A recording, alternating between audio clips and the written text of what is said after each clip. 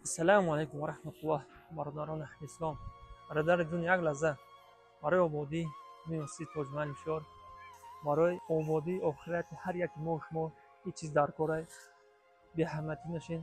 برای آبادی همین مسجد تاجمحل شهر یک دانه لایک بسیار کاری مشکل هم نیست. یک دانه لایک در کامنتر تاجمحل شهر بنویس و 5 تا جورت روانش که برای که مسجد ما تیسر آباد شد. الحمدلله ما امروز اومدیم به مسجد تاجمحل شهر. چی کارو شید تا امروزه و چی کارو نو سر کردیم. یک طرف ما به شما نشان میدیم، شما را دستگیری کرد لایک مونده نورا تستر پام کنن که بسیار مردمی خیرخواه هستن، نمیدونن که کجا خیر کنن. با اون اپا خورن که این نورا انتظارن با همونا رایج کن. به نهایت زیباترین مسجد تاجمحل ساخته سیم مسجد روی دنیا است. الحمدلله ای تمام روی دنیا رو دستگیری کردن. الله و را دستگیری کردن، هیچ خورشون نکردن. چه ارزوهای دینی دنیای دارد الله با فضل و کرمش برنده خیر بگرداند. باز پیش استاد میزنم، استادم در درنه یک طرف کارهای کرگی مسجد نشان دادن میریم. رفتیم یک گروه برادر در اینجا کار دارن پیش مسجد زبروش الک سر کرگیان. یک قسم چیز برادرها در اینجا کار دارن. فساد بیرنام و مستوش دین اومده هستن امروز کار سر کردن. الحمدلله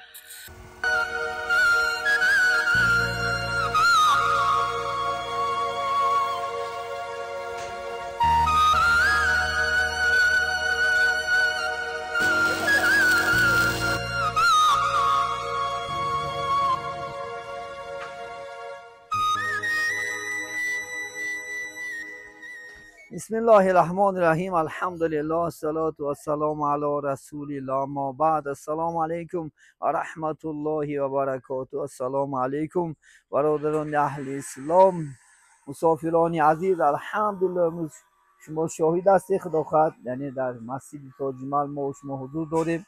انا با یک گروه الحمدلله استاد خداخواد در شهر اومدن برای خداخواد ان شاء الله، یعنی زیب دادن بیرونی ان شاء الله مسجد و چی من اطراف من مسجد خداخواد ان شاء الله برادرها خداخواد برای یعنی زیب داشتن مسجد اطراف مکان شدن من پنجره ها خداخواد ساخته است. استاد عزیز الحمدلله البته کارام خداخواد ان شاء الله با دعای شما با یاردم شما هر روز یک بجا پیش رفته سودیم. الله سبحانه و تعالی البته از ما و شما خداخواد روزیشتگی باشد.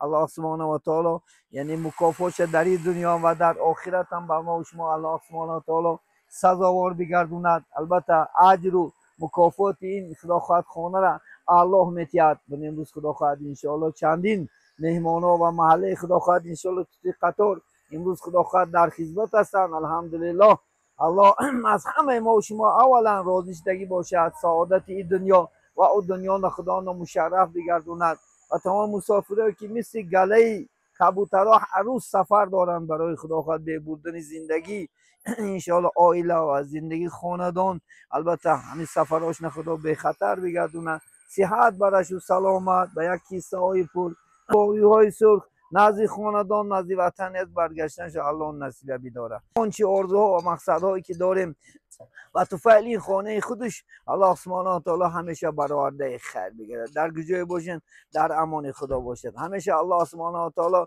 و تو فعل این خانه هاش در این یعنی مملکتی ما و شما فیض و برکات خیر این فیضاش خدا زیاده بگردونه. همیشه چی مقصد و چی آرزوها داریم خواه دینی است و خواه دنیایی و فضل و کرمش برآورده خیر بگرداند. همیشه صحت باشین، همیشه سلامت باشین. تا صحبت های دیگر خدا حافظی می نمیم. السلام علیکم و رحمت الله و برکاته.